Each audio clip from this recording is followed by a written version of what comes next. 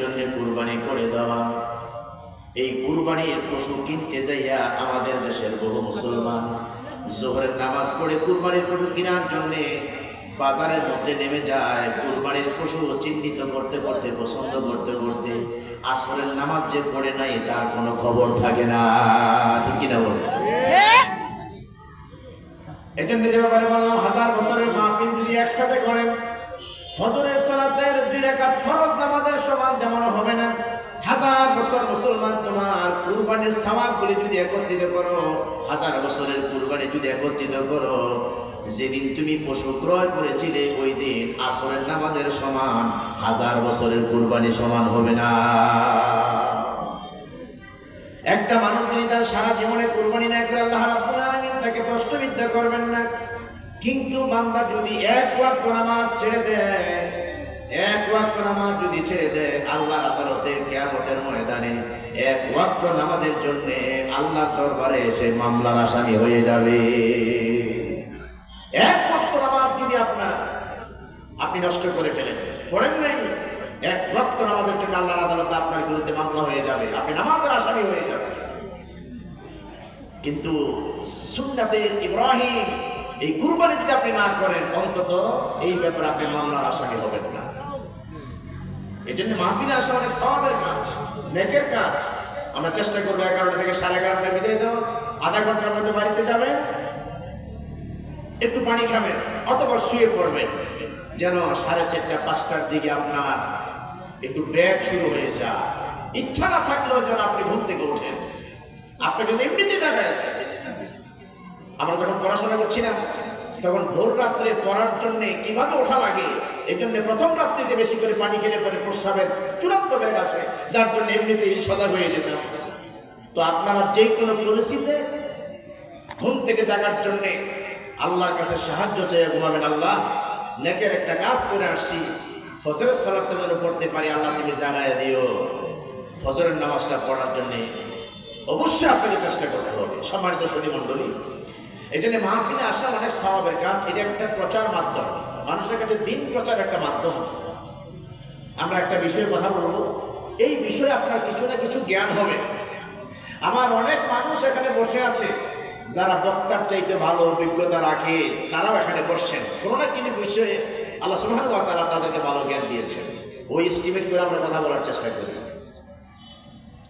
তবে বিশ্বাস করো, গতানুগতিক আমাদের দেশের যে মাহফিলগুলি হয়, এই গতানুগতিক মাহফিলের মতো এই মাহফিল নয়। এখানে যারা কথা বলবেন, ডকুমেন্ট ভিত্তিক কথা বলবেন, কোরআন থেকে বলবেন, নচেত হাদিস থেকে বলবেন। বাবার দিনের তৈরি করা কোনো গল্প গুজব বাংলা দেশের মধ্যে চলে না। শ্রোতারা কিছু বলতে না পারে, বক্তার দিকে পাশা ফিরে আসতে করে চলে যাবে সালামালকে দিয়ে। ঠিক কিনা বলেন? আর তাবলীগ তথা কোরআন হাদিসের বয়ান, মানুষের কাছে দাওয়াত নিয়ে যখন মানুষেরা যায়, তখন আল্লাহর নির্দেশ হচ্ছে আমার কোরআন থেকে তোমাকে বক্তব্য দিতে হবে। বক্তব্য দিতে হবে, প্রচারের এই কাজটা করতে হবে আল্লাহর কালাম থেকে। আল্লাহ রাব্বুল আলামিন বিশ্ব নবীকে বলেন, ইয়া আইয়ুহার রাসূল বাল্লিগ মা উনজিলা ইলাইকা মির রাব্বিক ওয়া ইন লাম তাফআল ফামা বাল্লাগতা রিসালাতাহু ওয়াল্লাহু ইয়াসিমুকা মিনান নাস। আল্লাহ রাব্বুল আলামিন বলেন, নবী রাসূল, আপনাকে আমি আমার যে কালাম, আমার যে কোরআন আমি আপনার প্রতি যা নাজিল করেছি, বাল্লিগ মা উনজিলা ইলাইকা মির রাব্বিক, রবের পক্ষ থেকে আপনার কাছে যা নাজিল করা হয়েছে আপনি তা মানুষের কাছে পৌঁছে দিন। সূরাতুল মায়েদার আয়াত প্রমাণ করছে, ঘরের রান্নাঘরের সে আমার মা থেকে শুরু করে মসজিদের খতিব, মুহাদ্দিস, মুফাসসির যদি দ্বীনের কথা বলে, তাহলে প্রথমে তাকে আল্লাহর কোরআন দিয়ে বলতে হবে। যদি বান্দা আল্লাহর কোরআন দিয়ে তাবলীগের কাজ না করে, আমাদের দেশে একটা বিশাল বড় জামাত আছে যারা তাবলীগ জামাতের মানুষ, নিজেরটা খেয়ে নিজেরটা পরে গাঠুরির বোঝা বহন করে মানুষের দ্বারে দ্বারে যে দ্বীনের দাওয়াত দেয়, কালেমার দাওয়াত দেয়, তাদের মধ্যে আমাদের কিছু কন্ট্রাডিকশন আছে।